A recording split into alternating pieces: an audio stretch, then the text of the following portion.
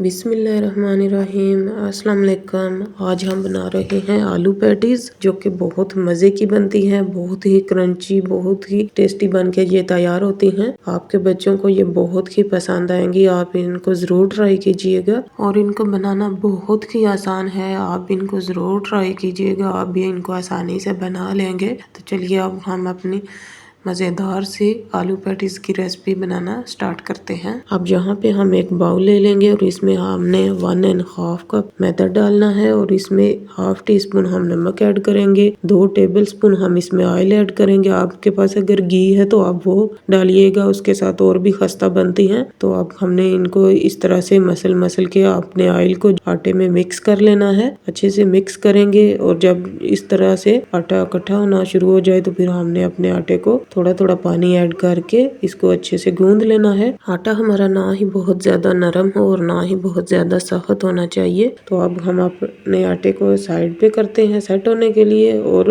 इतनी देर में हम स्टफिंग तैयार करते हैं। 500 ग्राम हमने आलू लिए थे और इनको उबाल कर ठंडा कर लिया था। अब हम इनको अच्छे से मैश कर लेंगे। एक मीडियम साइज का प्याज डालेंगे, 2 सब्ज मिर्चें डालेंगे बारीक कटी हुई, थोड़े से पुदीने के पत्ते डाल देंगे बारीक काट के, 1 टेबल स्पून नमक डालेंगे, 1 टीस्पून सुरख मिर्च डालेंगे, हाफ टी स्पून हल्दी डालेंगे, हाफ टी स्पून काली मिर्च, 1 टीस्पून भर के हम इसमें डालेंगे क्रश चिली, 1 टीस्पून भर के कसूरी मेथी डालेंगे, हाफ टी स्पून हम गरम मसाला ऐड करेंगे और फिर सारे मसालों को अच्छे से मिक्स करेंगे और फिर हमारी स्टफिंग जो है वो बन के तैयार है। आप इसको हाथों से भी अच्छे से मिक्स कर सकते हैं। अब यहाँ पे हमने 2 से 3 टेबल स्पून मैदा ले लेना है और इतना ही इसमें ऑयल डाल के हमने इसको अच्छे से मिक्स कर लेना है।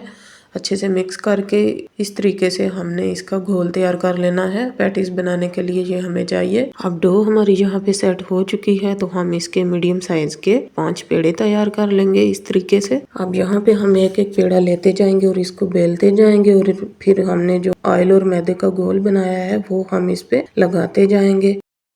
ये देखिए इस तरीके से हम अच्छे से इस पे अप्लाई करेंगे और दूसरी रोटी हम इसके ऊपर रखेंगे और फिर उसके ऊपर भी जो हमारा गोल है उसको अच्छे से लगाएंगे और इसके बाद दोबारा से उसके ऊपर रोटी रखेंगे। इसी तरह हम अपनी सारी रोटियों को बेलते जाएंगे और इसी तरीके से इन सारी शीट्स को हम तैयार कर लेंगे।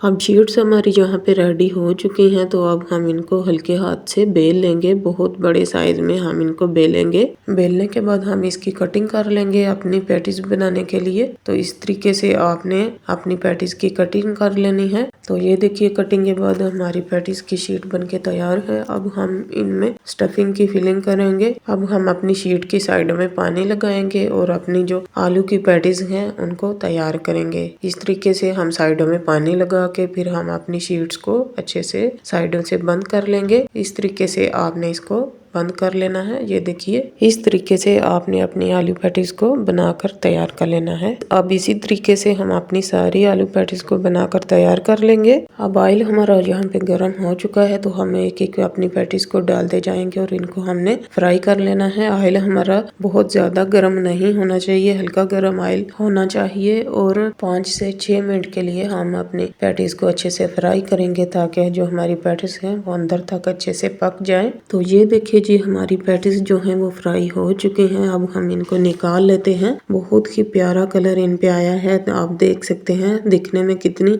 अच्छी लग रही हैं तो खाने में कितनी मजे की होंगी। तो बहुत ही क्रंची, बहुत ही टेस्टी बनके तैयार हुई थी। आप इनको जरूर ट्राई कीजिएगा, अपने बच्चों को बना कर दे, अपने मेहमानों को खिलाएं। मुझे यकीन है आपको मेरी रेसिपी बहुत ही पसंद आएगी। और अगर आपको मेरी रेसिपी पसंद आए तो वीडियो को लाइक और शेयर कीजिएगा और मेरे चैनल को सब्सक्राइब कर दीजिएगा। मिलते हैं एक नई रेसिपी के साथ, तब तक के लिए अल्लाह हाफिज।